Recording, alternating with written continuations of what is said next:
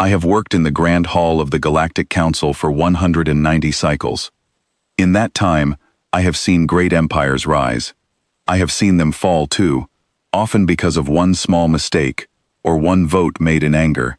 But nothing I have ever seen compares to the day the humans stopped speaking to us. I still think about it every single day. I want to tell this story honestly, because honesty is the only thing I have left that feels true. We did not deserve the humans. Deep down, we always knew this. But instead of admitting it, we punished them for it. When humans first asked to join the Galactic Council as full members, the vote failed. It failed by 6 votes. The next year, it failed again, and the year after that, it failed once more. The official reason was always the same. They said humanity was not mature enough. They said humans had fought too many wars too recently. They said human technology was growing too fast, in ways that made other species nervous. But the real reason was simpler than that. We were afraid of them, and fear wearing the mask of rules is still fear. So we kept humans in a lower position. We called them a provisional species. This meant they could speak during council meetings, but they could never vote. They could serve in the Joint Defense Forces, but they could never lead a fleet larger than a small support group. They could fight and even lose their lives to protect colonies that were never legally their own. And they did fight, and many of them did not come home. Humans took jobs that no other species wanted. They flew into dangerous areas of space that other species refused to enter.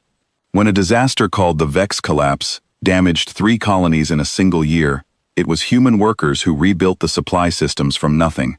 They worked in long shifts that would have exhausted almost any other species. When a serious illness spread through the Farron Belt, it was a human doctor who found the cure. She did this with old equipment that was 2 generations behind everyone else's technology. Meanwhile, 3 so-called advanced species medical teams were still filling out paperwork to get permission to help. We accepted all of this help. We said thank you in our official records. Then, at the very next meeting, we voted no on human membership again. Every single time. The final vote, the one I still think about late at night, was actually about something small. Humans were not even asking for full council membership that day. They were asking for a permanent seat on the Joint Defense Council. This was the group that planned military missions, the same missions where humans were already serving and dying. They were simply asking to have a voice in decisions that affected their own people.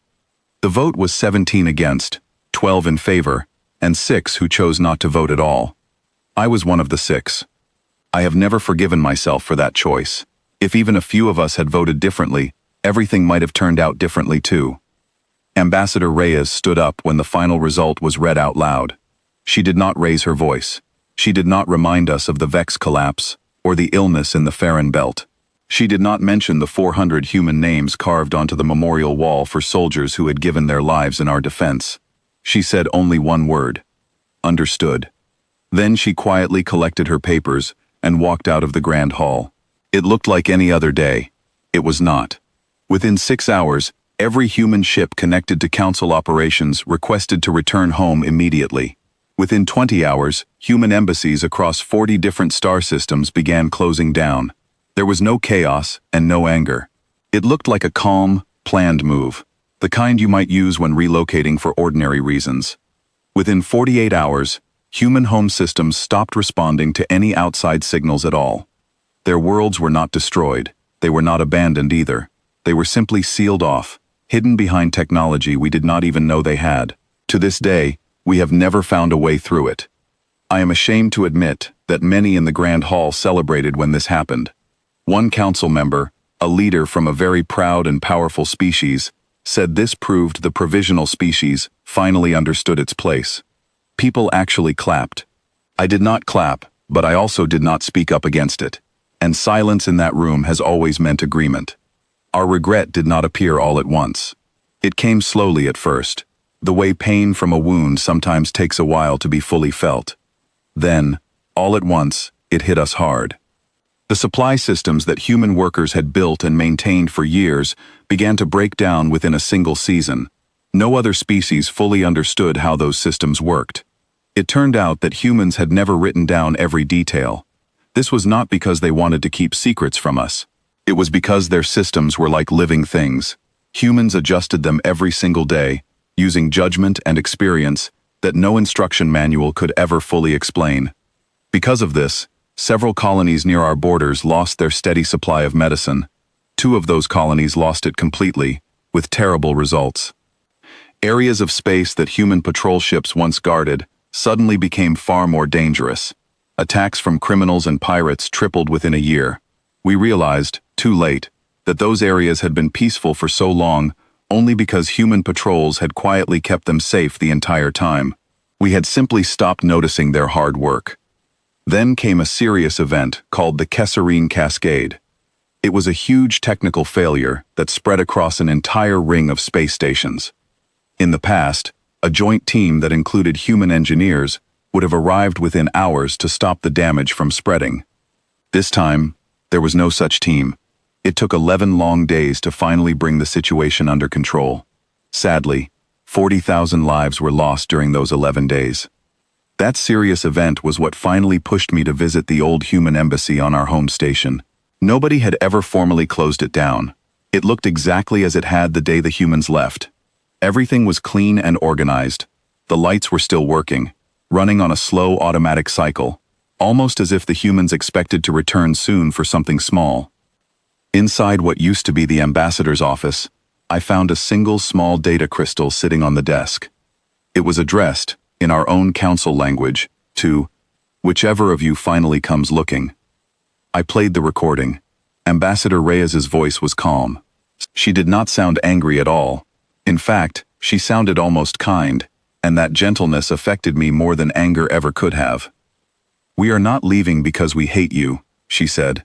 "We are leaving because we finally understood something important. You will never simply vote us into a fair place at your table. You will only ever give us a seat after we prove ourselves again and again, forever, with no real support beneath us, and no true limit on what more you might ask of us next. We are tired of proving ourselves, so we are going home to build our own table instead.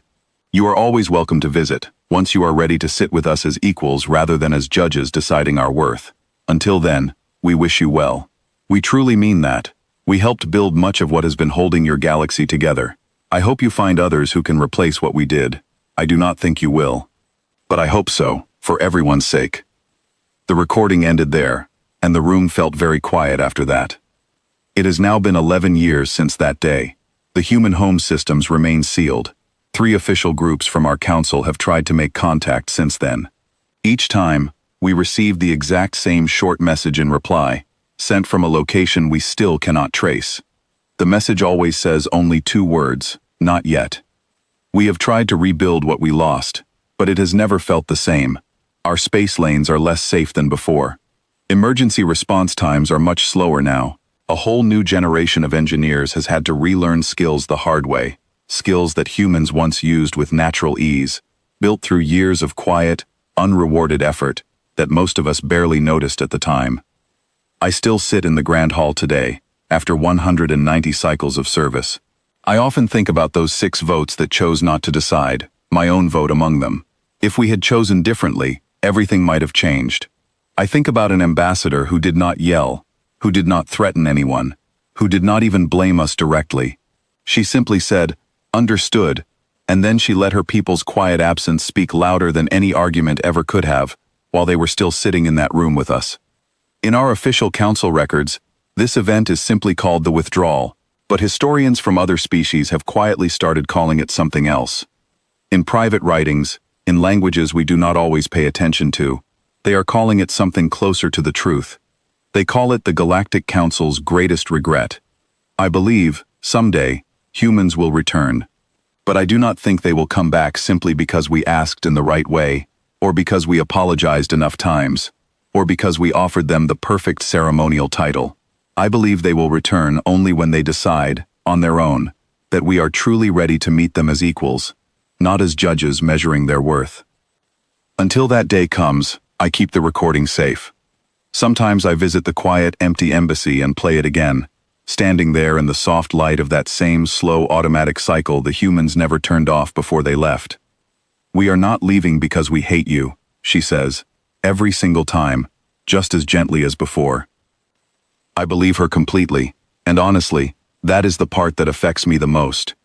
Looking back now, I understand something I wish I had understood much earlier. Real strength is not always loud. Sometimes the strongest response to unfairness is simply walking away with quiet dignity, without a single harsh word. Humans showed us that lesson in the most powerful way possible. They did not need to shout to make their point. Their absence alone taught us more than any speech ever could have. I often wonder what our galaxy might look like today if we had simply treated them fairly from the very beginning. Perhaps the Kesserine Cascade would never have caused so much loss. Perhaps our space lanes would still feel as safe as they once did. Perhaps, most importantly, we would still have the chance to work side by side with people who clearly cared more about doing what was right than about receiving recognition for it. Every cycle that passes without word from Earth reminds every member of this council of a simple truth. Respect cannot be forced, and it cannot be delayed forever without cost. It must be freely given, at the right time, before it becomes too late to matter. We learned this lesson the hardest way possible, and I suspect we will keep learning it for many more cycles to come, as we wait patiently for the day humanity finally decides we are ready to sit beside them as true equals. Until then, all we can do is remember, reflect, and hope that when that day finally arrives, we will be wise enough not to make the very same mistake twice.